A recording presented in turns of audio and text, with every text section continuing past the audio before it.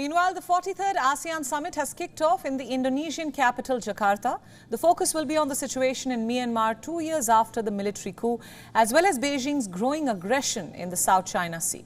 Addressing the opening ceremony, the Indonesian President Joko Widodo said that the grouping holds no alignment and is ready to cooperate with all parties for peace and prosperity.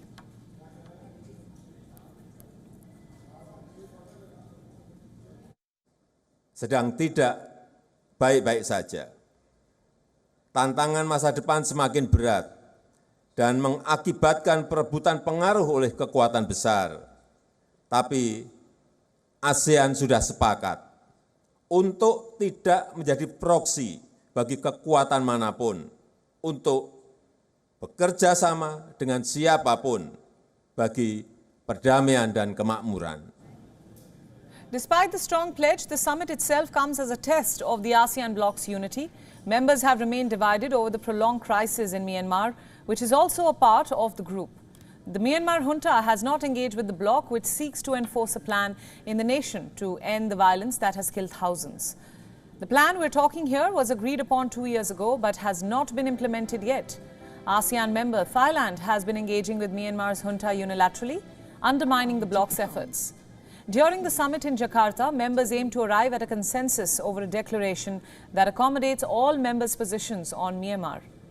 The Philippines president has now said that the country is ready to chair the next ASEAN summit in 2026 instead of Myanmar. The other big thing on the agenda is the topic of tensions rising in the South China Sea. The summit comes just days after Beijing released a new map which lays claim to a larger portion of the sea. The map has angered nations in the Indo-Pacific, and they have raised serious concerns about Beijing's territorial claims. ASEAN leaders have also convened for the ASEAN Indo-Pacific Forum that aims to promote collaboration in the region. The ASEAN summit will be followed by bilateral talks of the member states with their external partners. These include India, the United States, Russia, China, Japan, the EU, Australia, New Zealand, South Korea, Canada, and the UK. And later on Thursday, all the member states and the external partner leaders will attend the 18th East Asia Summit. Those who will not be in attendance would be US President Joe Biden. He would instead be represented by Vice President Kamala Harris. Chinese President Xi Jinping is also skipping the meet. Premier Li Qiang will represent Beijing instead. And so is Russian President Vladimir Putin. Like all recent summits, Russia will be represented by Foreign Minister Sergei Lavrov instead.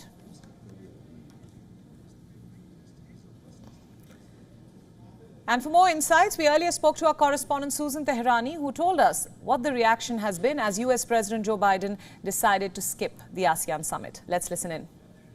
The president's absence at ASEAN has raised some eyebrows considering its close geographical proximity to the G20, which Joe Biden has committed to taking part in. Of course, the office of the vice president is also noteworthy, and there is no doubt that ASEAN leaders will embrace Kamala Harris with open arms. After all, she's become somewhat of a frequent traveler to the region. Biden's absence may be a calculated foreign policy decision. However, some analysts believe that the irony lies in the fact that the Biden administration has made engagement with the Global South a cornerstone of its foreign policy apparatus. However, now skips the opportunity to engage directly with 10 Global South nations. WION World is now available in your country. Download the app now and get all the news updates on the move.